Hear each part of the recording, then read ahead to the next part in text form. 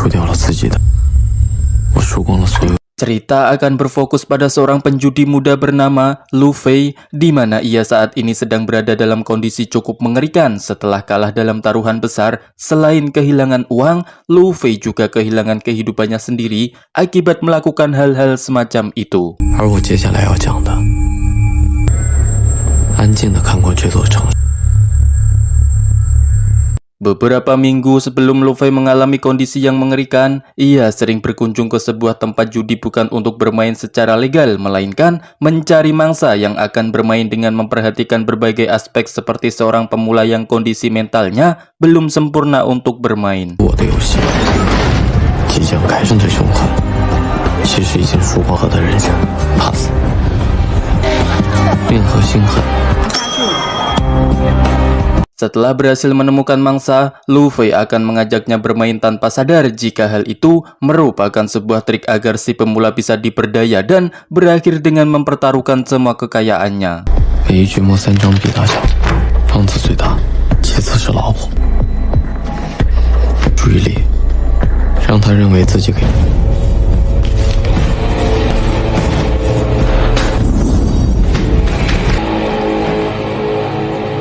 Rupanya di balik kejahatannya itu, Lu Fei merupakan seorang anak yang berbakti. Hal itu dibuktikan ketika ia menggunakan uang yang didapatkan untuk mengobati ibunya yang sakit, di mana si ibu saat ini memerlukan donor darah yang harganya sangat mahal sekali. 等我攒够了钱，我们也。你才回来。 Ketika Lu Fei hendak bekerja seperti biasa di kasino yang biasa juga, ia pun dihampiri oleh seorang bapak-bapak yang mengajaknya taruhan lempar koin. Meski awalnya sempat menolak, namun karena uang taruhannya sangat besar, apalagi bapak-bapak yang mengajaknya terlihat seperti seorang pemula pun membuat Lu Fei yakin jika dia bisa memenangkannya. 赌100万呢？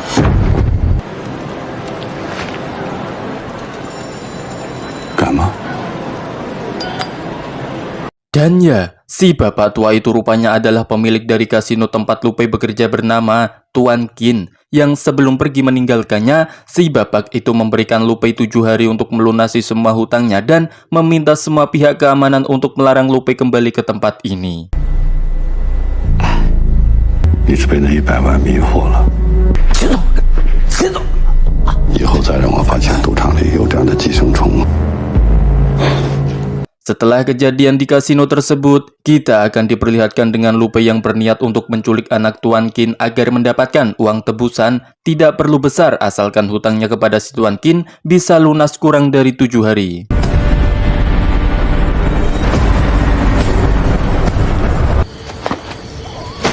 Terlihat dari kejauhan, Lu Fei nampak memperhatikan anak Tuan Qin bernama Xiao yang baru saja keluar rumah dengan cara yang tidak biasa, sehingga Lu Fei hanya bisa membututinya dari belakang sebelum melakukan tindakan sesuai rencananya.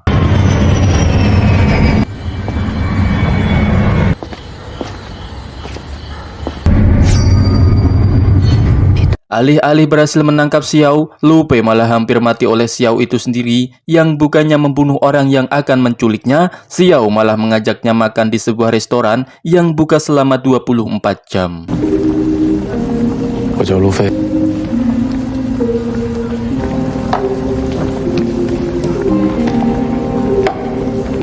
Di restoran, Xiao menyarankan agar Lu Fei menculik orang lain saja. Hal itu ia harus lakukan karena tidak akan mendapat apa-apa darinya, yang meskipun ayahnya Karayaya, Tuan Qin tidak sekalipun menganggapnya anak. Bahkan dia dalam lubuk hatinya berharap agar Xiao segera mati.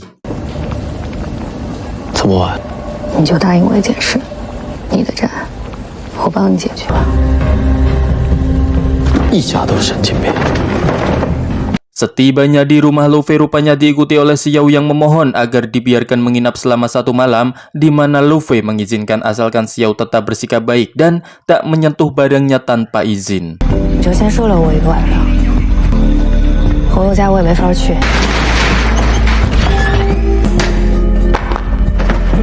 Setelah merasa jika Xiao sudah tidur, Lu Fei pun buru-buru masuk ke ruangan perawatan ibunya untuk mengganti darah agar proses transfusi tetap berlanjut. Namun setelah melihat persediaan kantong darahnya yang tinggal 2, Lu Fei langsung pergi ke apotek gelap tempatnya membeli darah itu. Yang baru saja ia sampai ke sana, tiba-tiba... 别的地方买啊。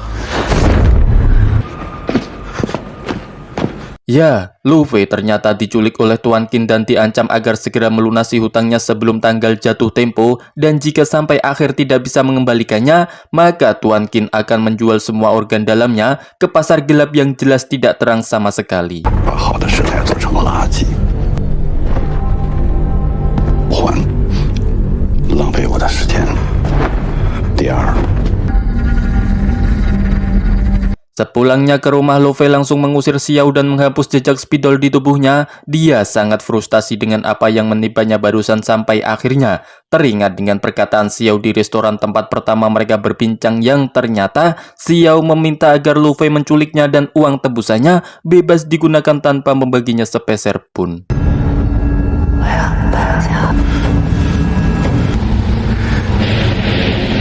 Lu Fei yang tidak punya pilihan lain akhirnya menyuruh Xiao untuk kembali masuk. Ia menyetujui tentang penculikan yang Xiao sarankan, di mana mereka langsung membuat skema agar seolah-olah penculikan itu benar-benar terjadi. 你要让秦海培相信他的女儿被绑架了。少有2个人，一个负责绑票。那我们现在开始。这个最傻的王妃才会那么干。 Setelah dirasa cocok dengan salah satu dari sekian skema yang mereka buat, Lu Fei akhirnya mulai menjalankan aksi dengan mengirimkan jaket Xiao ke rumah Tuan Qin, kemudian mengirimkan live chat kepada Tuan Qin lewat situs luar negeri agar terhindar dari pelacakan polisi, di mana Xiao meminta uang tebusan kepada ayahnya sebanyak 10 juta yen meski Lu Fei sendiri sebenarnya tidak terlalu menyetujui hal itu.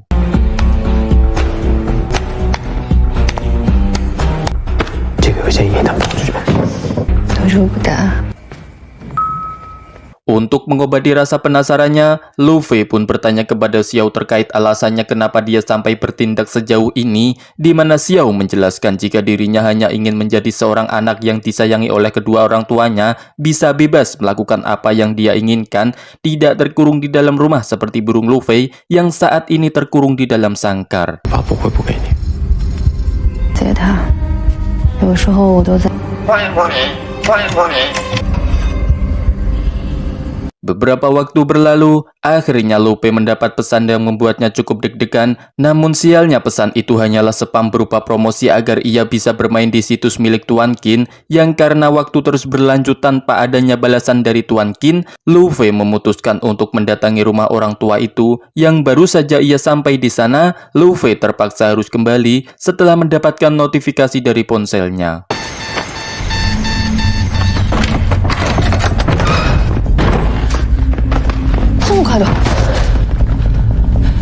Sesampainya di rumah, ia langsung melihat sang ibu yang untungnya baik-baik saja. Yang selain merasa senang dengan hal itu, Lu Fei juga diberi sebuah kejutan berupa masakan enak dari daging segar yang ternyata adalah dari hewan peliharaannya sendiri.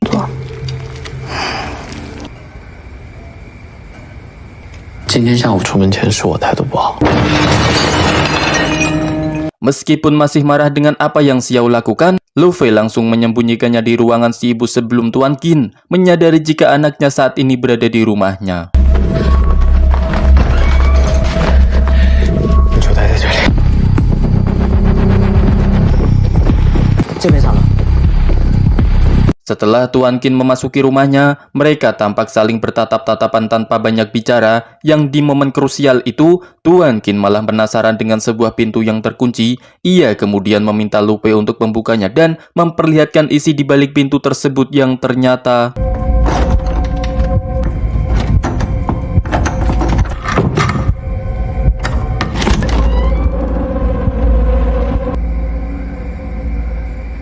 Setelah orang yang paling dibencinya pergi, Lu Fei langsung mendatangi Xiao untuk mengajaknya keluar. Yang alangkah terkejutnya Lu Fei saat melihat si ibu sudah tergeletak di lantai dengan kakinya yang berdarah-darah.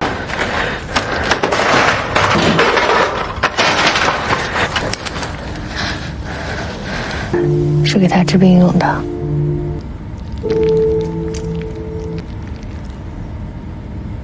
Setelah melakukan penanganan darurat, barulah Lu Fei bercerita tentang sosok si wanita yang ia rawat. Ternyata wanita itu bukanlah ibunya melainkan seorang direktur panti asuhan. Lu Fei adalah seorang anak yatim piatu yang diselamatkan oleh si ibu direktur, diberi tempat tinggal, makan, dan pendidikan sampai SMA, hingga pada suatu hari, Lu Fei melakukan sebuah kesalahan yang berimbas pada yayasan tempat tinggalnya. Entah apa yang sebenarnya dia lakukan, tapi yang pasti satu persatu donatur yayasan mundur satu persatu, sehingga untuk memberi makan anak-anak panti, si ibu harus memulung sampai ke lingkungan pabrik kimia. Yang dari kerja kerasnya itu, si ibu divonis memiliki sebuah penyakit bernama hematologi atau sebuah kelainan darah, sehingga untuk keberlangsungan hidupnya, Lu Fei harus menyediakan darah segar untuk ditransfusikan kepada si ibu yang saat ini memerlukan sel darah yang sangat banyak.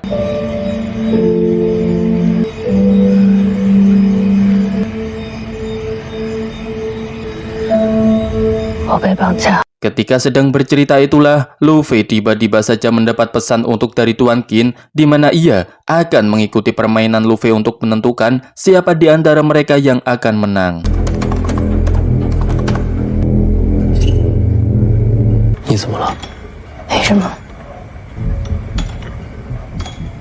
Setelah kontekan itu selesai, Xiao pun teringat dengan pesan terakhir yang dia kirimkan kepada temannya di kota sebelah. Rupanya sebelum pergi ke tempat Lu Fei, Xiao berniat untuk menumpang di rumah temannya. Namun karena tidak mendapatkan jawaban sekaligus uang dan baterainya hampir habis, ia memutuskan untuk pergi ke tempat Lu Fei. Sehingga dengan adanya pesan tersebut, polisi bisa saja menemukan teman Xiao yang besar kemungkinan akan melaporkan hal itu kepada polisi setelah tahu jika temannya saat ini sedang diculik. Di mana hal itu jelas akan langsung mengungkap kebohongan mereka berdua tentang penculikan tersebut. 如果警察拿到这条留言，按照我们的计划，10点21分应该已经。 Esok harinya mereka langsung pergi ke Haicheng untuk menemui teman Xiao. Yang sesampainya di lokasi, Xiao langsung pergi ke apartemen temannya, sedangkan Lu Fei sendiri akan menunggu di dalam mobil yang baru saja ditinggalkan oleh Xiao. Tiba-tiba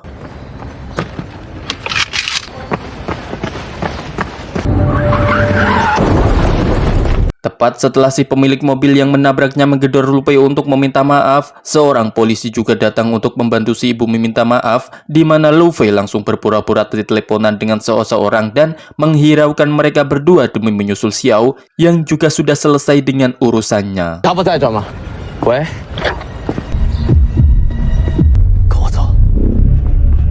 Lu Fei segera membawa Xiao ke sebuah hotel yang tak jauh dari tempat itu. Ia langsung menyuruh Xiao untuk mengirimkan sebuah pesan yang dibubuhi sedikit drama agar seolah-olah benar-benar diculik. Hal itu dia lakukan karena mendapat pesan dari Tuan Qin yang ingin mengetahui jika anaknya sedang baik-baik saja.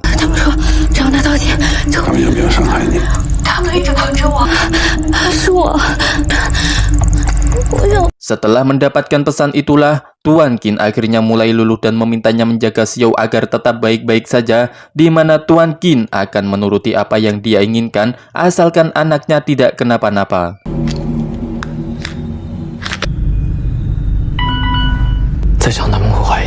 Selesai dengan Tuan Qin, Xiao mulai menggoda Lu Fei dengan bersandar di punggungnya. Hal itu membuat Lu Fei sangat ragu dan mulai menunjukkan jika dirinya sangat menyukai Xiao yang saat ini ada bersamanya.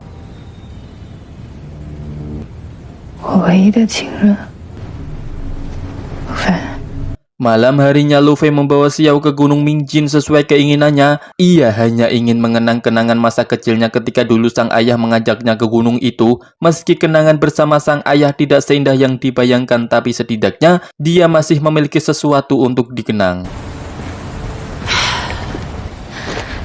他这个人呢，他是个怪人，自由自在，过几天就去了。 Di sana, Xiao menanyakan tentang untuk apa uang yang nanti akan didapatkan. Lu Fei pun menjawab jika uang itu akan digunakan untuk keperluan pengobatan si ibu, kemudian mencari sebuah obat ajaib berharap bisa menyembuhkannya.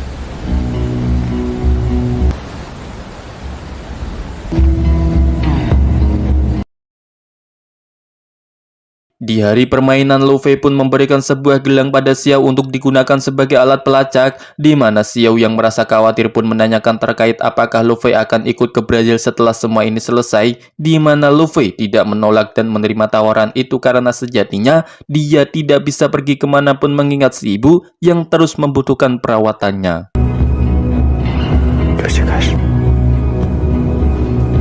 Waktu permainan pun dimulai, Tuan Qin tampak sedang menyiapkan uang tebusan anaknya di mana Lu Fei memberikan instruksi kepada Tuan Qin agar mengantarkan uangnya ke sebuah tempat bernama Haicheng.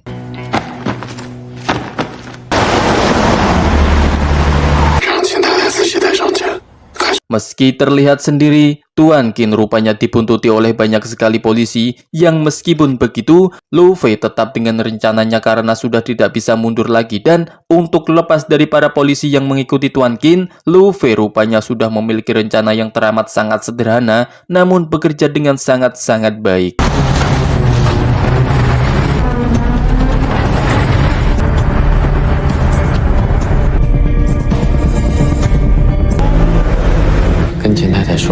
Lolos dari para polisi, Lu Fei meminta Tuan Qin untuk pergi ke sebuah atap hotel dan melemparkan uangnya yang kemudian akan langsung diambil oleh seseorang.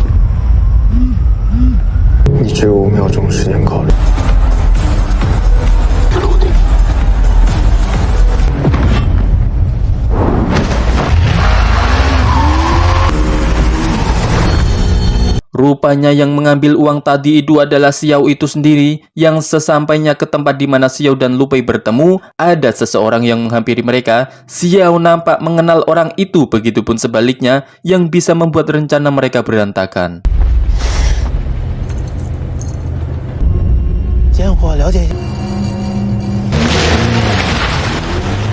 Setelah sampai ke tempat aman, Lu Fei langsung mengikat kembali tangan Xiao dan menyuruhnya pergi ke supermarket untuk meminta tolong. Gelang yang kemarin dia pasangkan awalnya akan diambil kembali, tapi Xiao memilih untuk menyimpan gelang itu sebagai kenang-kenangan terakhir sebelum mereka benar-benar berpisah.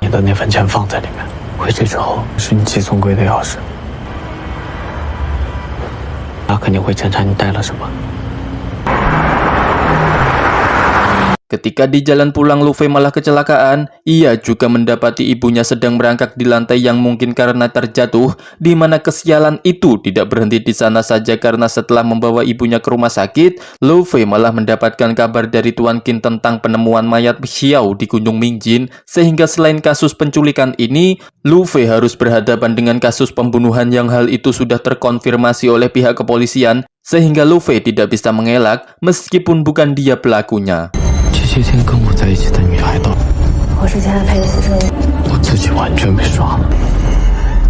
Ketika gambar Xiao di berita sudah dimunculkan, barulah dia sadar jika dirinya sudah ditipu. Entah apa motif si penipu yang sebenarnya dan siapa orang yang selama ini selalu bersamanya. Si ibu dinyatakan meninggal dunia ketika Lu Fei masih bingung dengan serangkaian kejadian yang menimpanya.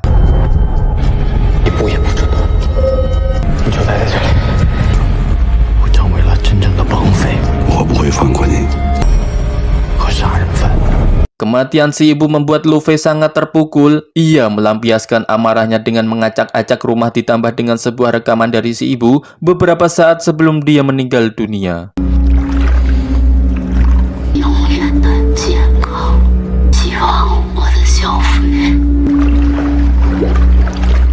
3 hari kemudian, Xiao datang ke tempat Lu Fei untuk meminta maaf atas apa yang terjadi. Lu Fei menanyakan siapa nama aslinya yang sebenarnya, di mana Xiao menjelaskan jika namanya adalah Xiao Wu yang merupakan kakak dari adiknya yang terbunuh.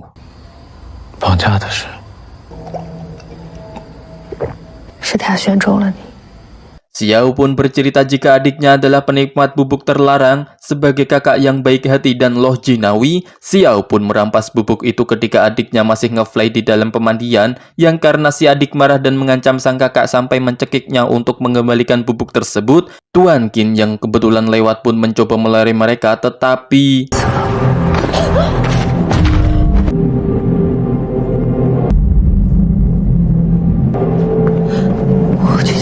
Ketika Xiao akan memanggilkan ambulans, Tuan Qin memarahinya dan membiarkan si adik tetap mati, bukan tanpa alasan. Sebenarnya nama baik Tuan Qin sudah sangat tercemar akibat si adik yang salah pergaulan, ditambah lagi dengan Tuan Qin yang akan mencalonkan diri sebagai wali kota, sehingga terjawab sudah jika kematian tersebut tidak apa-apa baginya, bahkan merupakan sebuah keuntungan demi kelancaran kampanyenya.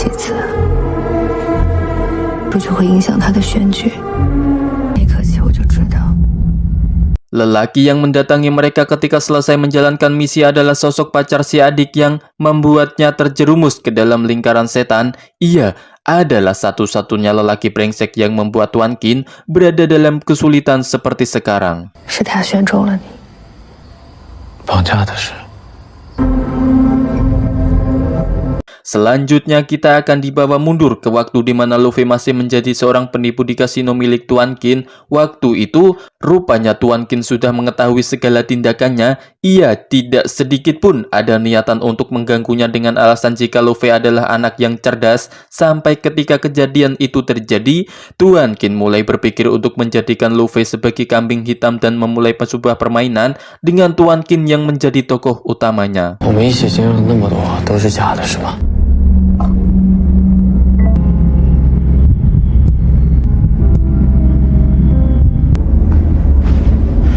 Mengetahui kejadian itu serta apa yang dilalui olehnya dengan Xiao adalah permainan belaka, Luffy hanya bisa meratapi nasibnya saat ini bersama si burung yang rupanya masih hidup. 也输掉了自己。黑色的，就像这只鸟。 Beberapa hari kemudian setelah kejadian itu, Xiao pergi ke sebuah tempat yang ada lokernya. Hal itu merupakan perintah dari Luffy untuk memberikan bagian Xiao dari hasil drama penculikannya, di mana uang tersebut rupanya full tanpa sedikit pun Luffy membawa bagiannya, karena ia sendiri tidak terlalu membutuhkan uang itu. 老神，所以决定陪你。 Luffy sendiri diculik oleh Tuan Qin dan berniat membiarkannya pergi, di mana Luffy yang masih bingung dengan apa yang sebenarnya terjadi pun bertanya tentang bagaimana caranya Tuan Qin bisa menang. Tuan Qin pun menjawab jika sejak pertama kali bertemu, ia sudah menunjukkan sifat kejahatannya kepada Luffy sehingga membuat dia percaya jika Tuan Qin adalah orang yang jahat. Dan setelah Luffy mempercayainya secara penuh, Tuan Qin mulai memainkan peran sebagai penjahat sesungguhnya, sehingga Luffy yang terdesak pun malah menggali lubangnya sendiri dengan mengumpulkan setiap keahliannya dan semakin hanyut terlarut dalam drama tersebut. 带着这些杂念，你知道我是赌场老板。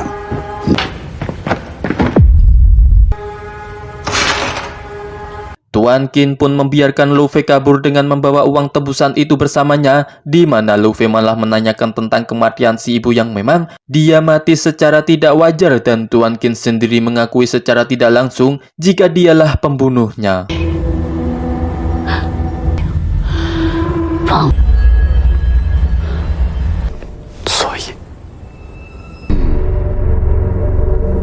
Keesokan harinya, Luffy pergi melihat aktivitas Xiao di seberang gedung tempatnya bekerja. Ia langsung menghubungi wanita pujaannya dan menawarkan apakah akan ikut dengannya ke Brazil, karena rupanya Luffy sudah membelikannya 2 tiket untuk mereka berdua.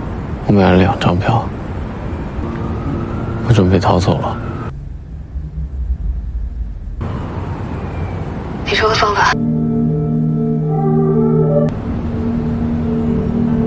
Sejak kejadian itu, Xiao mulai merenung tentang apa yang ia harus lakukan, di mana Xiao meyakinkan dirinya untuk tetap berangkat meninggalkan sang ayah dan kemewahannya hanya demi bersama Luffy, orang yang sangat dia sukai sejak pandangan pertama.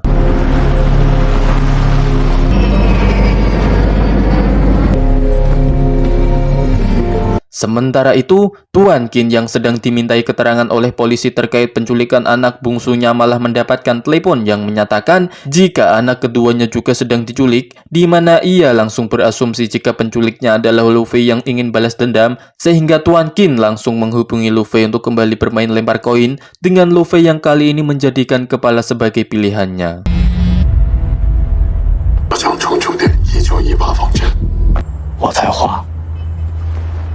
Xiao sendiri tidak menemukan keberadaan Luffy di bandara, yang setelah mengingat gelang pelacaknya, ia mendapati Luffy sedang berada di sebuah hotel dan langsung menyusul. Saat itu juga, Xiao mendapati Luffy dan ayahnya berada di tempat yang sama, di mana ia memilih untuk menyusul lelaki pujaan hatinya dan langsung ambek-ambekan setelah merasa jika dirinya dibohongi.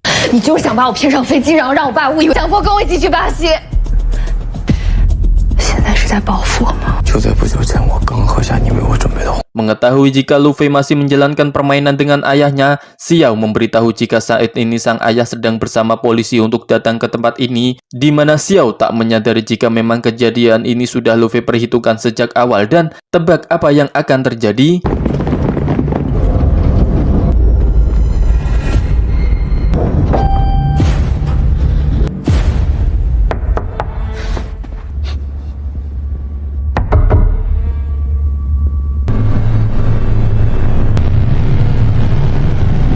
Ya, rupanya orang yang Tuan Qin datangi tidak lain dan tidak bukan adalah pacar anak bungsunya itu sendiri, yaitu si pecandu. Sehingga kali ini tamatlah sudah riwayat Tuan Qin untuk menjadi wali kota karena polisi akan mulai menyelidikinya lebih jauh. 大总，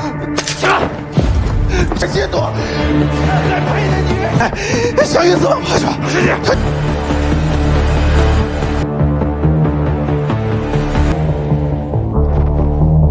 Dengan kesuksesannya itulah, akhirnya Luffy berhasil bernafas lega karena telah berhasil membalas kematian si ibu. Namun Xiao nampaknya tidak menyukai apa yang Luffy lakukan, yang meskipun begitu, rasa cinta mereka berdua membuat Xiao kembali luluh dan memutuskan untuk tetap pergi bersama Luffy ke negara Brasil. 爹，这是外衣，会陪你。